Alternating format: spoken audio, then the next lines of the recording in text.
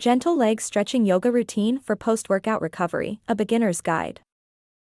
Welcome to your post-workout yoga session, focusing on leg stretching exercises designed for beginners. Let's cool down and elongate those muscles. Starting with a standing forward bend, gently fold your body over your legs. Feel the stretch along your hamstrings and let your head hang. Transition into a low lunge, stepping one foot back. Press your hips forward, stretching the front of your thigh and hip flexor.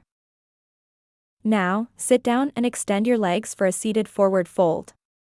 Reach for your toes, stretching your spine and legs. Next, a reclining hand to big toe pose.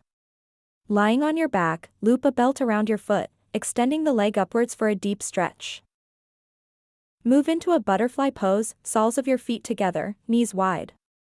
Hinge forward from your hips, deepening the stretch in your inner thighs. Finally, wrap up with a relaxing twist. Lying on your back, bring one knee across your body, stretching your glutes and lower back. Remember, these stretches should feel good, so never push into pain.